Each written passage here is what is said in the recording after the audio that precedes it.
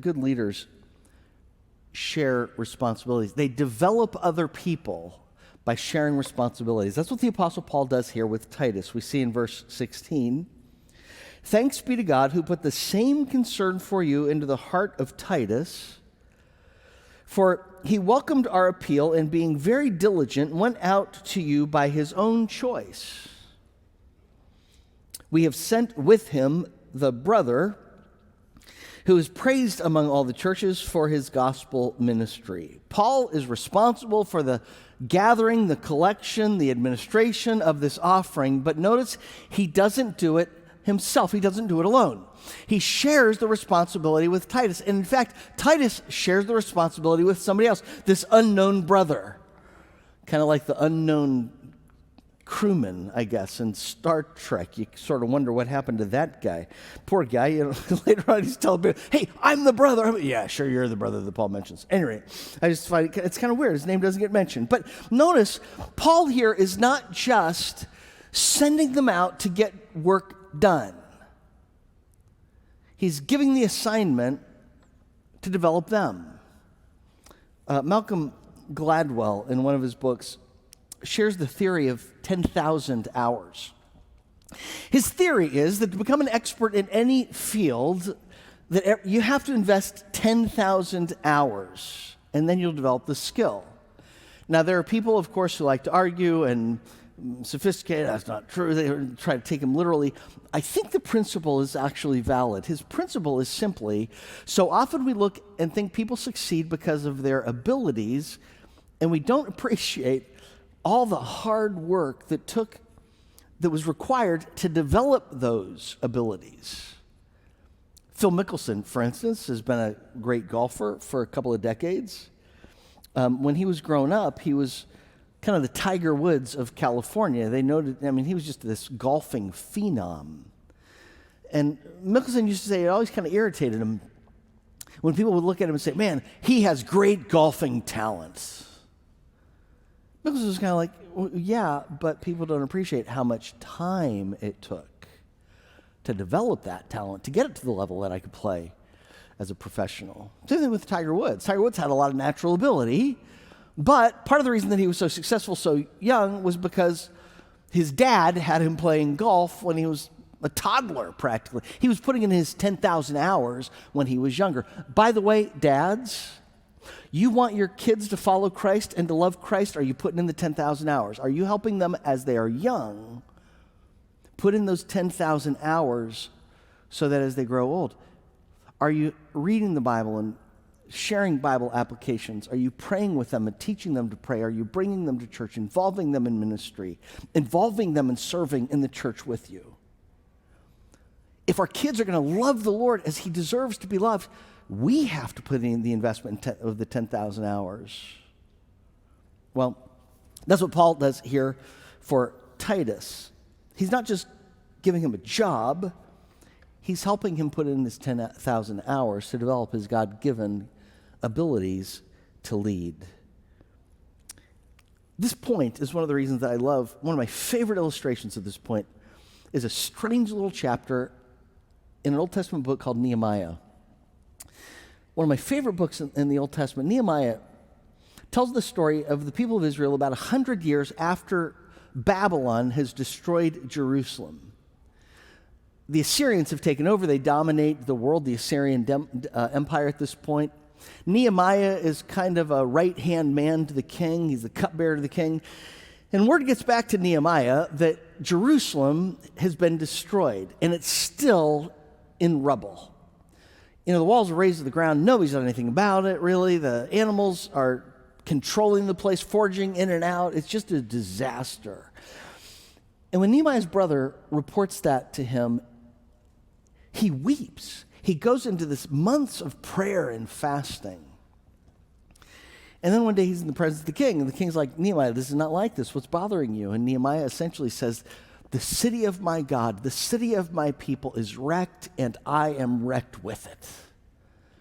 He just unloads to the king, and the king of Assyria says, "Well, would you like to rebuild the walls of Jerusalem?" And Nehemiah's like, "I love to, yes." "Okay, I'll give you the supplies and the safety to be able to do it. And so Nehemiah goes, in the second chapter of Nehemiah, that's the first chapter, the second chapter of Nehemiah, he basically goes and makes a plan, he reconnoiters, takes a look at what the situation is. The third chapter of Nehemiah is like reading the Jerusalem phone book. You know, it basically is telling the story of like who did what. Like the Jones family built this part of the wall, and next to them the Smiths built this part of the wall, and you know the Ferguson family, they built the wall by the sheep gate, you know, and the Andrews family, they built the wall by the dung gate. I always wondered, you know, what kind of bad thing does the family do that gets assigned the dung gate? You know, give me the flower gate, please, but not the dung gate. Anyway. And so I love to ask the question when you read the book, third chapter of the book of Nehemiah, why is that in there? Why waste precious parchment and ink writing a list of people's names and the work that they're doing? It's not like reading Proverbs where there's lots of wisdom. I think wisdom that's obvious. I think that there are many reasons, but none more important than this. Without the third chapter of Nehemiah, you would think that Nehemiah's purpose was to rebuild the walls of Jerusalem. In fact, that's what people often say.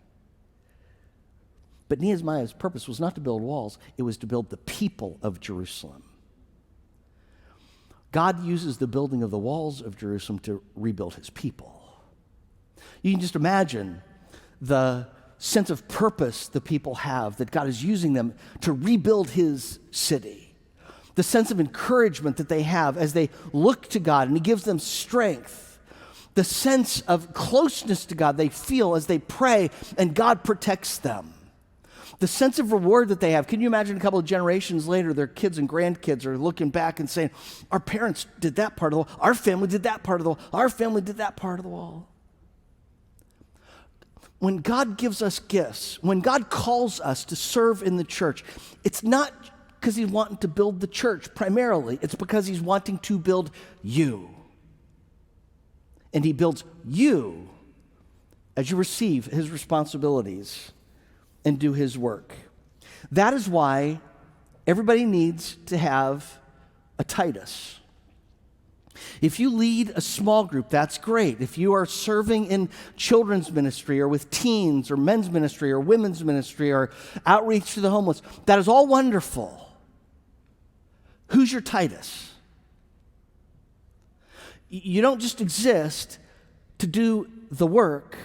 You exist to build a Titus, to share responsibilities so more people can experience God. We're not building the walls of Jerusalem. We are still building the people of Jerusalem. Now, immediately I hear the pushback. Brett, you're telling me that I just don't do the service work? I'm supposed to, disciple somebody as I'm serving beside me? Well, yeah, and I know it's hard.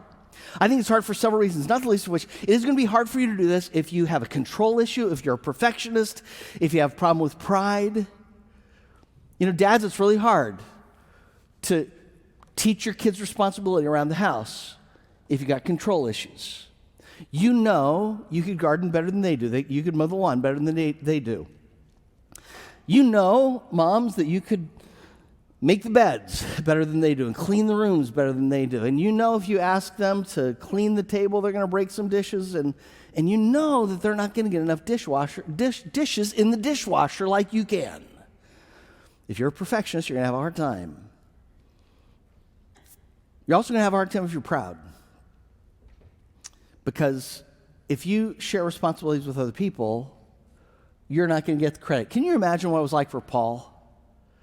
First of all, Paul had to release control. What if he assigns this to Titus, and Titus doesn't bring in as much money as Paul would have? What if Titus doesn't do as good of a job? But what if Titus does a great job?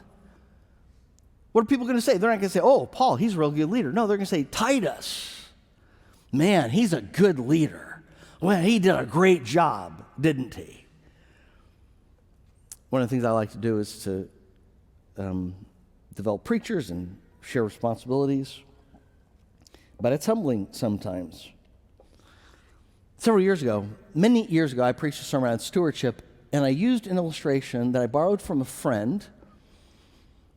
And the illustration essentially was all fries are God's fries. It was a long illustration. It was a funny illustration. It was a brilliant illustration, one of the finest illustrations ever. in the face of humanity. Then a few years later, Patrick Dennis preached a sermon on stewardship. And he shared an illustration, except his illustration was not all fries or God's fries. He used Skittles. And have you ever heard Patrick share the Skittles illustration? He shared it a couple of weeks ago in his message. All Skittles are God's Skittles. Can I tell you the number of people who came up to me who talked to me after Patrick preached? It was like, that Skittles illustration was so good. I've never heard an illustration like that. So, I'll never forget the Skittles illustration. And I just wanted to die. What about the fries illustration? I shared that years ago. If you share responsibilities, if you let other people get developed, other people can get the credit. But you know what? It doesn't matter. Somebody said, it is amazing how much can get done when nobody cares who gets the credit. It is amazing how much can be accomplished in the church when everybody just wants God to be glorified. And we don't care who gets the credit, because after all, there's only room for God to be glorified in this universe anyway. No room for glory for any of us in reality. But if you don't develop other people, you will wear out. If you don't share the load, you'll be exhausted. Boyle's Law says if gone unchecked, work will flow to the competent person until he submerges. So who's your Titus? Who are you raising? Who's walking along with you? You're sharing responsibility so they can get their 10,000 hours in, so the work can expand and you won't be exhausted.